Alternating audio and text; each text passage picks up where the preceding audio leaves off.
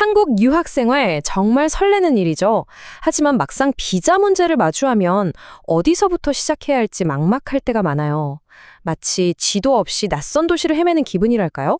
오늘 법무부의 공식 비자 내비게이터라는 어떻게 보면 좀 복잡한 문서를요, 여러분 한 분 한 분을 위한 아주 명확한 개인 맞춤형 지도로 함께 만들어 보려고 합니다. 한국에서의 생활 정말 멋진 모험이죠. 그런데 이 비자라는 복잡한 미로 앞에 서면 가끔 주눅이 들기도 해요.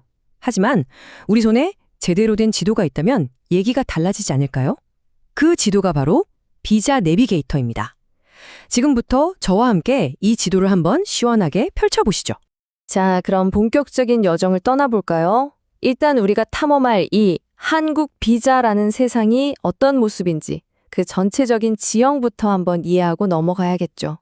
혹시 이런 알파벳과 숫자 조합들 많이 보셨죠? 볼 때마다 이게 다 무슨 암호인가 싶고 머리 아프셨던 적 없으신가요? 사실 이 코드들 알고 보면 다 저마다의 명확한 역할과 의미가 있답니다. 자, 이 표를 한번 보세요. A부터 F까지 정말 다양한 비자 종류가 있죠? 외교관을 위한 A비자부터 단기 여행객을 위한 C비자, 그리고 우리에게 가장 중요한 교육 관련 D비자, 취업을 위한 E비자, 장기 거주를 위한 F비자까지. 와, 이걸 다 알아야 하나 싶으시죠? 걱정 마세요. 오늘 우리는 이 중에서 여러분과 가장 밀접한 D, E, F비자에만 집중해서 확실하게 파헤쳐 볼 거니까요. 자, 그럼 우리 여정의 출발점으로 가볼까요? 바로 여러분의 현재 신분, 유학생으로서 가지고 계신 비자 이야기부터 시작해 보겠습니다. 여기가 바로 우리의 공통된 출발점이죠. 아마 대부분의 유학생분들은 D2 아니면 D4 비자를 갖고 계실 텐데요. 이 둘의 차이를 확실히 아는 게 중요해요. 아주 간단하게 D2는 대학교나 대학원 같은 정식 학위 과정이고요. D4는 어학당처럼 학위를 위한 건 아닌 연수 과정이라고 생각하시면 딱 맞습니다. 보통 D4로 한국에 와서 한국어 실력을 쌓고 그 다음에 D2로 바꿔서 대학에 진학하는 게 아주 일반적인 루트라고 할 수 있죠. 자, 아르바이트 이야기는 여기까지 하고 다시 우리의 원래 여정으로 돌아와 봅시다. 열심히 공부해서 드디어 졸업을 하고 나면 모든 유학생은 아주 중요한 선택의 갈림길에 서게 됩니다.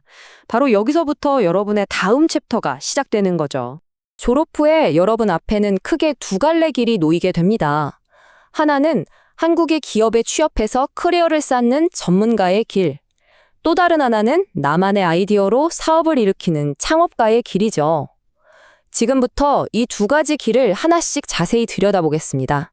첫 번째 길입니다. 한국의 좋은 직장에서 멋진 전문가로 성장하고 싶은 졸업생들을 위한 전문가의 길에 대해 알아봅시다.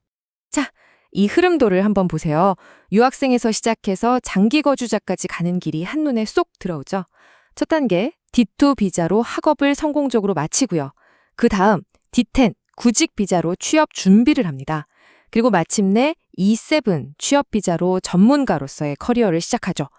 그렇게 몇 년간 경력을 쌓으면 F2 거주 비자로 한국에 안정적으로 정착하게 되는 겁니다. 어떤가요? 이렇게 보니까 막연했던 길이 훨씬 뚜렷해 보이지 않나요? 여기서 2단계에 있던 D10 비자, 이게 정말 핵심입니다. 구직 비자라고도 불리는데요. 졸업하고 나서 합법적으로 직장을 구할 수 있는 시간을 벌어주는 정말 고마운 비자죠. 기본적으로는 점수제로 운영되지만 여기서 진짜 중요한 희소식. 한국에서 대학을 졸업하고 토픽 4급 이상을 가지고 있다면 이 까다로운 점수제를 면제받을 수 있습니다.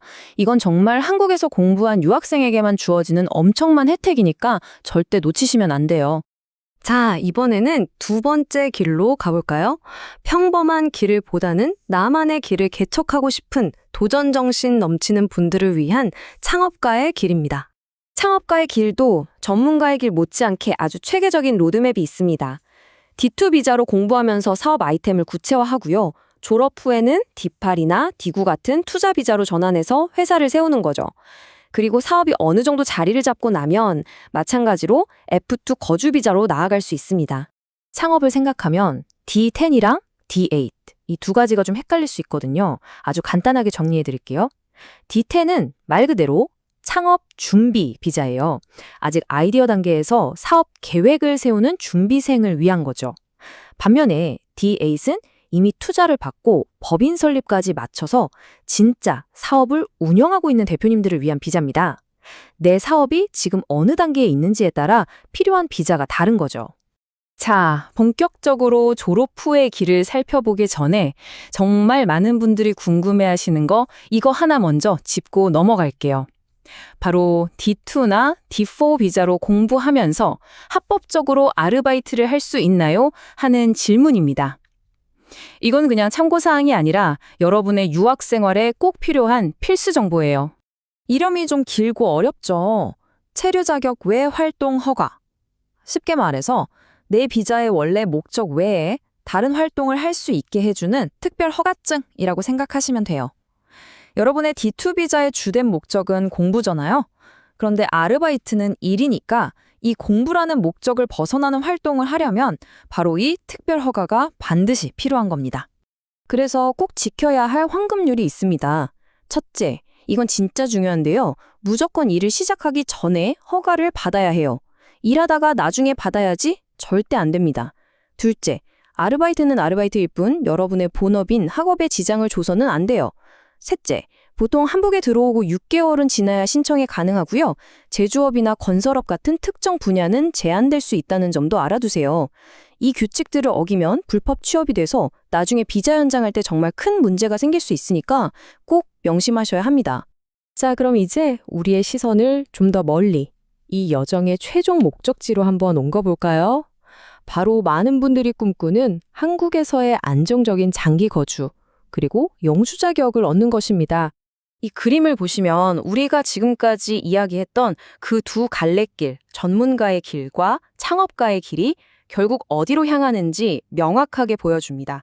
바로 F2 거주 비자, 그리고 최종적으로는 F5 영주 비자라는 목적지로 연결되는 거죠. 어떤 길을 선택하던 꾸준히 나아간다면 이 목적지에 도달할 수 있다는 희망을 주는 그림이네요. 그럼 마지막 단계인 F2와 F5는 뭐가 다를까요? F2는 5년 단위로 연장하는 장기 거주 비자이고요. F5는 바로 영주권입니다. 말 그대로 한국에서 영구적으로 살 수 있는 거의 모든 제약이 풀리는 비자라고 보시면 돼요. 보통 F2 단계를 거쳐서 요건을 충족하면 F5로 나아가는 것이 일반적인 경로입니다. 많은 분들의 최종 목표가 바로 이 F5죠. 결국 전문가의 길을 가든 창업가의 길을 가든 졸업 후에 여러분이 내딛는 그 한 걸음 한 걸음이 모여서 한국에서의 새로운 인생 여정을 만들어가는 겁니다. 오늘 우리가 함께 살펴본 이 두 가지 길 위에서 여러분은 지금 어떤 미래를 그리고 계신가요? 이 질문에 대해 한번 깊이 생각해 보시면 좋겠습니다. 정답은 없어요. 모든 사람의 여정은 다 다르니까요. 중요한 건 오늘 우리가 함께 본 이 비자 내비게이터라는 지도를 손에 들고 여러분만의 길을 자신감 있게 걸어가는 겁니다. 오늘 제 설명이 여러분의 길을 찾는 데 조금이나마 도움이 되었으면 좋겠습니다. 하지만 꼭 기억하세요. 개인의 상황은 다 다르기 때문에 더 구체적이고 내 상황에 딱 맞는 정보가 필요할 땐 망설이지 마시고 공식 기관인 1345 외국인 종합안내센터로 전화해서 가장 정확한 안내를 받으시길 바랍니다.